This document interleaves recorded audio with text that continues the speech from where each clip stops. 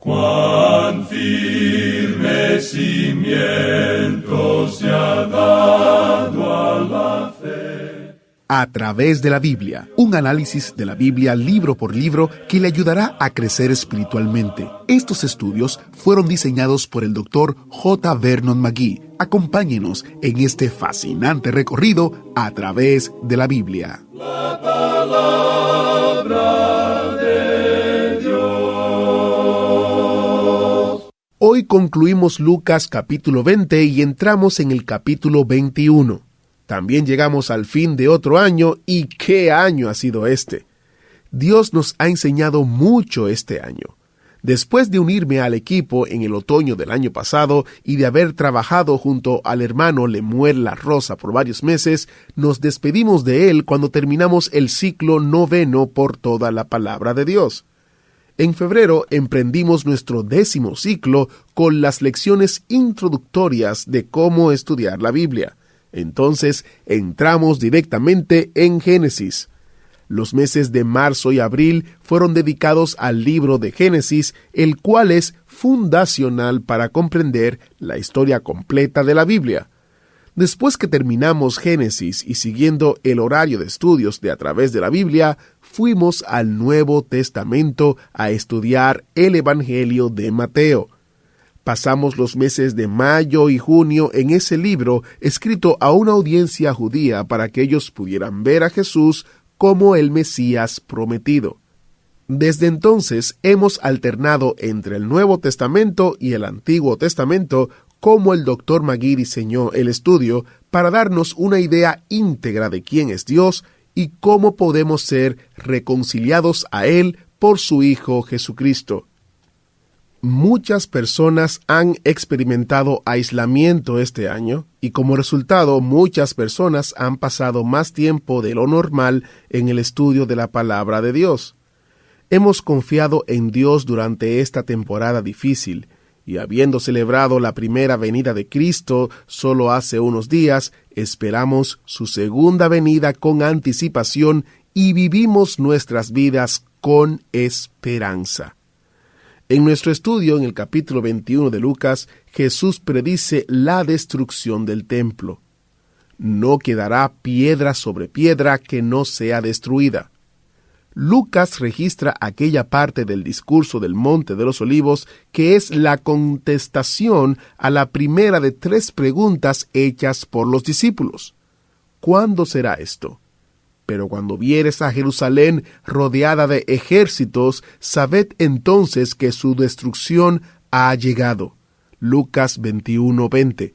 El librito Señales del Fin desde el Monte de los Olivos es una exposición del discurso del Monte de los Olivos. Jesús responde a las preguntas de sus discípulos acerca de los últimos días.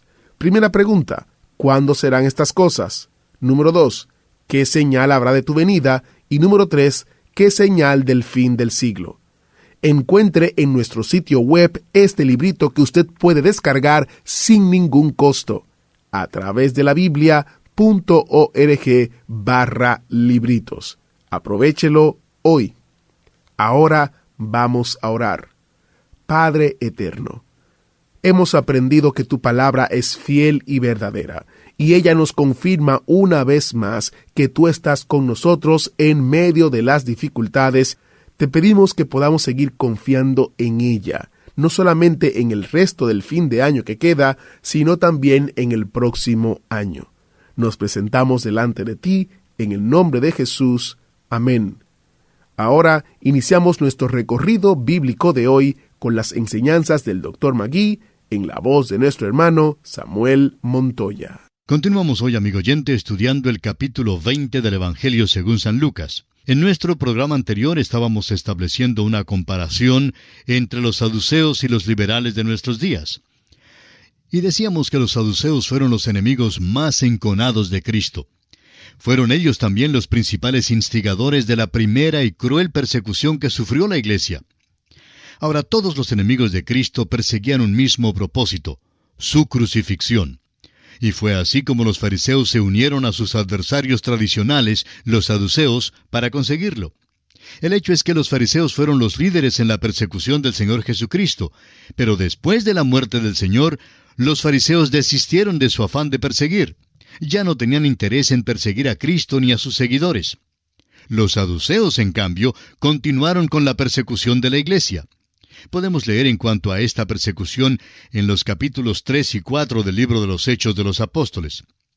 Ahora, los liberales de nuestro tiempo presente hablan muchísimo en cuanto a la unidad de las iglesias, pero a la vez han causado la división más grande que la iglesia jamás haya conocido. La resurrección es la prueba decisiva que confrontó a los saduceos, y es también la prueba decisiva que confronta al liberal de nuestros días. Sin embargo, ambos insisten en que no creen en una resurrección literal. Es interesante notar que no hay ningún relato en las Escrituras de algún saduceo que haya llegado a Cristo Jesús para recibir la salvación. Se nos dice de un fariseo llamado Nicodemo que fue convertido. También un rico llamado José de Arimatea aceptó a Cristo como su Salvador. En el libro de los Hechos, capítulo 6, versículo 7, leemos: «Y crecía la palabra del Señor, y el número de los discípulos se multiplicaba grandemente en Jerusalén. También muchos de los sacerdotes obedecían a la fe». Muchos de los sacerdotes llegaron a ser creyentes, pero no hay constancia alguna de algún saduceo que hubiera llegado a ser cristiano. Hay personas hoy en día que creen que los predicadores liberales se volverán a Dios, que serán salvos. Bueno, no creemos que esto sea verdad. No es que seamos pesimistas, sino que lo que ocurre es que se apartan más y más de la verdad, y ellos son los que instigaron esa frase popular: «Dios está muerto». Dios no está muerto, amigo oyente, está muy vivo. Cada ministro joven pronto descubre que la predicación de la cruz es ofensiva y que nunca será un tema muy popular. Nunca van a elegirlo como el ciudadano más sobresaliente del pueblo. Nunca se encontrará en una gran posición política, ni saldrá con frecuencia en la pantalla de la televisión. La tentación sutil es abandonar el Evangelio del Señor Jesucristo para tratar de llegar a ser un predicador popular. Judas traicionó al Señor. Pedro, por su parte, le negó, pero le amó y volvió a él. Ahora, cuando un hombre traiciona a Cristo para ganar popularidad, rara vez, amigo oyente, rara vez vuelve al Señor. El profeta Jeremías nos dice en el capítulo 13 de su profecía, versículo 23, ¿mudará el etíope su piel y el leopardo sus manchas? ¿Mudará el etíope su piel y el leopardo sus manchas? La próxima vez que un optimista le diga que los liberales se están volviendo a Cristo, olvídese de eso, amigo oyente. Los saduceos son los enemigos peores que el Evangelio de Cristo jamás haya tenido, sean del primer siglo o del siglo XXI. Volviendo ahora a este relato aquí en el capítulo 20 del Evangelio según San Lucas, vemos que el Señor concluye este período de preguntas y respuestas haciéndoles Él mismo una pregunta a los escribas. Leamos los versículos 39 hasta el 47 de este capítulo 20. Respondiéndole algunos de los escribas, dijeron: «Maestro, bien has dicho». Y no osaron preguntarle nada más. Entonces él les dijo: «¿Cómo dicen que el Cristo es hijo de David? Pues el mismo David dice en el libro de los Salmos: Dijo el Señor a mi Señor: Siéntate a mi diestra hasta que ponga a tus enemigos por estrado de tus pies. David pues le llama Señor. ¿Cómo entonces es su hijo? Y oyéndole todo el pueblo, dijo a sus discípulos: Guardaos de los escribas, que gustan de andar con ropas largas, y aman las salutaciones en las plazas, y las primeras sillas en las sinagogas, y los primeros asientos en las cenas, que devoran las casas de las viudas, y por pretexto hacen largas oraciones. Estos recibirán mayor condenación. Jesús le da vuelta a la tortilla ahora y examina él a los príncipes religiosos. El Mesías tenía que ser hijo de David, según la profecía del Antiguo Testamento. Y en Mateo 1:1 podemos leer que Jesús era hijo de David. David llamó a su propio hijo su Señor. Ahora, ¿cómo podía una persona ser al mismo tiempo su hijo y su Señor? El nacimiento virginal es la única explicación. Jesús cita el Salmo 110. Dijo que David escribió este salmo. Ahora, los críticos liberales dicen que David no fue quien lo escribió. Pero Jesús dijo que David escribió este salmo por inspiración del Espíritu Santo. El crítico liberal dice que no fue así, Pero Jesús dijo que David escribió este salmo como una profecía en cuanto al Mesías. Sin embargo, la crítica liberal niega todo esto. Pues bien, Jesús amonesta al pueblo en cuanto a los príncipes religiosos, los escribas. Los escribas eran los maestros e intérpretes de las Escrituras, pero sus propias vidas contradecían las mismas Escrituras que enseñaban. Jesús indica que el juicio contra ellos será más severo que el juicio contra aquellos que no han escuchado nunca las Sagradas Escrituras. Amigo oyente, por eso le exhortamos a usted que ha escuchado la palabra de Dios en este día, a que acuda al Hijo de Dios, a Cristo Jesús, y le reciba como su Salvador personal. Y así, amigo oyente, concluimos el capítulo 20 del Evangelio según San Lucas. Llegamos ahora al capítulo 21. En este capítulo, Cristo alaba la humilde ofrenda de la viuda, anuncia la destrucción del templo y de Jerusalén, y da a conocer las señales que habrá antes del fin. Llegamos ahora a la sección profética del Evangelio según San Lucas, la cual corresponde al discurso del Monte de los Olivos, que también se encuentra en Mateo y en Marcos. En nuestro estudio de Mateo y Marcos, vimos que los discípulos le hicieron varias preguntas al Señor en cuanto a la destrucción del templo, las señales de su segunda venida y el fin del mundo. El doctor Lucas contesta solamente la primera pregunta que le hicieron, la pregunta sobre la destrucción del templo. La clave de su respuesta la encontramos en el versículo 20 de Lucas 21, que dice: «Pero cuando viereis a Jerusalén rodeada de ejércitos, sabed entonces que su destrucción ha llegado». Con esto vemos que Lucas trata uno de los aspectos más prácticos en su versión de este discurso, y no hay misterio ni especulación en cuanto a su significado, porque el relato de Lucas ya no es profecía, sino historia. Pues esta profecía fue cumplida aproximadamente 40 años más tarde, cuando Tito el Romano sitió y destruyó a Jerusalén en el año 70 después de Cristo. Entrando ahora en el estudio del capítulo 21, tenemos el caso en que Jesús observa cómo ofrendan las gentes y alaba a la pequeña ofrenda que da la viuda. Este relato lo encontramos en los primeros 4 versículos de este capítulo 21 de Lucas, así es que vamos a leerlos. Levantando los ojos, vio a los ricos que echaban sus ofrendas en el arca de las ofrendas. Vio también a una viuda muy pobre que echaba allí 2 blancas. Y dijo: «En verdad os digo que esta viuda pobre echó más que todos. Porque todos aquellos echaron para las ofrendas de Dios de lo que les sobra, mas ésta de su pobreza echó todo el sustento que tenía». Comparada con la riqueza de aquel templo, y por cierto que era un templo muy rico, la ofrenda de aquella viuda no valía mucho. Sus 2 moneditas de cobre no podrían ayudar mucho en el mantenimiento del templo. Sin embargo, nuestro Señor expresa un punto de vista muy diferente en cuanto al valor de las ofrendas. No las aprecia según lo que se da, sino lo que el dador guarda para sí mismo. No estamos viviendo bajo el sistema de los diezmos, porque ese sistema indicaba solo lo mínimo que se debía dar. El dar el diezmo o la 10ª parte es solo devolverle a Dios lo que ya es de Él. Son muchos, pues, los que deben estar dando al Señor mucho más que el diezmo, debido a la manera en que Dios les ha bendecido, de acuerdo a la manera en que Él les ha prosperado.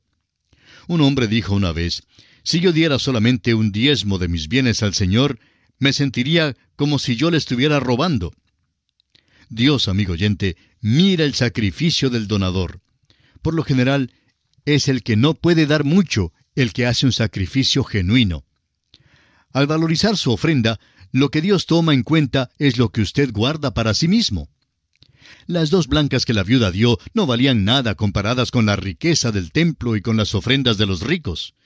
Según las normas terrenales, el valor de su ofrenda fue de muy poca importancia. La pobre viuda dio una contribución sacrificial a una religión corrupta, pero ella no sabía nada de eso. Ella estaba dando al Señor y su corazón acompañó su ofrenda. Nuestro Señor dijo que esta viuda había dado más que todos los demás, más que los que habían dado ofrendas bastante grandes. Como ya dijimos, Dios aprecia una ofrenda según lo que un hombre guarda para sí mismo y no según la cantidad que da. Esta viuda lo había dado todo. Su amor y devoción estaban incluidos en su ofrenda. ¡Qué contraste entre esta pobre viuda y los escribas que hacían largas oraciones y devoraban las casas de las viudas! Su religión era una mera apariencia, mientras que la religión de esta viuda era su misma alma.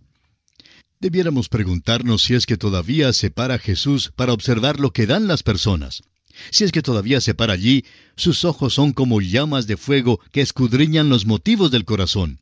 Todavía toma las 2 humildes moneditas de cobre de la viuda y las transforma en el oro del cielo. Llegamos ahora a la porción del discurso sobre el Monte de los Olivos, en que Jesucristo contesta la pregunta de sus discípulos, ¿cuándo será esto?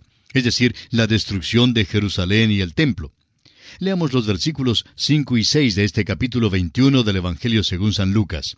Y espero que todavía tenga usted su Biblia abierta en este Evangelio para continuar la lectura aquí en el capítulo 21, versículos 5 y 6. Y a unos que hablaban de que el templo estaba adornado de hermosas piedras y ofrendas votivas, dijo, en cuanto a estas cosas que veis, días vendrán en que no quedará piedra sobre piedra que no sea destruida. Cuando el Señor mencionó que la viuda había dado más que todos los ricos, el pueblo señaló al templo e hizo mención especial de las riquezas que contenía. No entendían que el Señor no apreciaba la ofrenda según la cantidad dada, sino según el sacrificio que hacía la persona cuando daba. Entonces, nuestro Señor va del tema del valor de las ofrendas al tema de la destrucción del templo y de toda Jerusalén. Continuemos leyendo los versículos 7 y 8 de San Lucas capítulo 21. Y le preguntaron diciendo, Maestro, ¿cuándo será esto? ¿Y qué señal habrá cuando estas cosas estén para suceder? Él entonces dijo, Mirad que no seáis engañados, porque vendrán muchos en mi nombre diciendo, Yo soy el Cristo, y el tiempo está cerca, mas no vayáis en pos de ellos. Mientras que en los otros 2 evangelios ya estudiados, es decir, Mateo y Marcos, el mayor énfasis es sobre el fin del mundo y la segunda venida de Cristo, Lucas hace mayor énfasis sobre los eventos inmediatos, la destrucción del templo y de Jerusalén. Pero aquí tenemos también algunas referencias al fin del mundo. Una de las características de aquel tiempo sería la aparición de los que alegarán ser el Cristo. Y los falsos cristos son un carácter distintivo de la edad en que vivimos hoy en día. Claro es que esto ha sido verdad desde que Cristo estuvo aquí en la tierra. Hay muchos hoy en día que alegan tener un poder sobrenatural. En realidad, se están poniendo en el lugar de Cristo, pues llaman la atención a sí mismos más que al Señor. Hablan en cuanto al Señor, pero en realidad lo que hacen es quitarle la gloria. Y esto está aumentando más y más al acercarnos al fin de esta edad. Prosigamos leyendo ahora los versículos 9 y 10 de este capítulo 21 de San Lucas. Y cuando oigáis de guerras y de sediciones, no os alarméis, porque es necesario que estas cosas acontezcan primero, pero el fin no será inmediatamente. Entonces les dijo, se levantarán nación contra nación y reino contra reino. Las guerras son otra característica de nuestra edad. Las guerras serán intensificadas al llegar al fin de la edad presente. El pacifismo está creciendo y ahora mismo los pacifistas están más ocupados que nunca antes. Sin embargo, la palabra de Dios nos dice en la primera carta del apóstol Pablo a los Tesalonicenses, capítulo 5, versículo 3, que cuando digan paz y seguridad, entonces vendrá sobre ellos destrucción repentina, como los dolores a la mujer encinta, y no escaparán. Parece que ahora ya nos encontramos en esa situación. Las guerras identifican el período entero hasta cuando el Señor vuelva. Continuemos ahora con el versículo 11 de Lucas capítulo 21. Y habrá grandes terremotos y en diferentes lugares hambres y pestilencias, y habrá terror y grandes señales del cielo. Este versículo nos presenta la primera porción de la 70ª semana de Daniel, capítulo 9. Guerras, terremotos, hambres y otras dificultades serán intensificadas, pero principios de dolores son estos, como lo dice Marcos capítulo 13, versículo 8. Prosigamos ahora con los versículos 12 y 13 de este capítulo 21 de San Lucas. Pero antes de todas estas cosas, os echarán mano y os perseguirán, y os entregarán a las sinagogas y a las cárceles, y seréis llevados ante reyes y ante gobernadores por causa de mi nombre. Y esto os será ocasión para dar testimonio. Ahora, aquí en estos versículos, el Señor está hablándole a la nación de Israel. Todas estas cosas se aplican específicamente a los judíos. Pero los cristianos también serán perseguidos. El Señor Jesucristo dijo en San Juan capítulo 15, versículos 18 y 19, «Si el mundo os aborrece, sabed que a mí me ha aborrecido antes que a vosotros. Si fuerais del mundo, el mundo amaría lo suyo, pero porque no sois del mundo, antes yo os elegí del mundo, por eso el mundo os aborrece». Si usted, amigo oyente, es un verdadero seguidor del Señor Jesucristo, no hay oportunidad de que usted salga primero en ninguna competencia de popularidad. Avancemos algo más ahora con los versículos 16 al 19 de este capítulo 21 de San Lucas. «Mas seréis entregados aún por vuestros padres y hermanos y parientes y amigos, y matarán a algunos de vosotros, y seréis aborrecidos de todos por causa de mi nombre. Pero ni un cabello de vuestra cabeza perecerá. Con vuestra paciencia ganaréis vuestras almas». Este tipo de persecución contra los judíos fue lo que ocurrió en Alemania antes de la Segunda Guerra Mundial. Pero creemos que estos versículos se aplican directamente a los 144,000 judíos mencionados en el capítulo 7 de Apocalipsis, los cuales serán indestructibles durante el tiempo del período de la Gran Tribulación. El sufrimiento de estos judíos será mucho más grande durante la tribulación que lo que fue bajo la persecución alemana con sus campos de concentración y sus hornos de exterminio y todo eso. Bien, amigo oyente, nuestro tiempo una vez más se ha agotado, así que tenemos que detenernos. Continuaremos, Dios mediante, este interesante tema en nuestro próximo programa. Mientras tanto, le animamos a que lea los versículos restantes de este capítulo 21 de Lucas. Es nuestra ferviente oración que el Señor le bendiga abundantemente.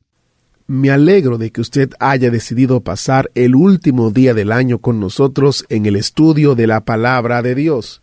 Gracias por acompañarnos en el autobús bíblico durante este año.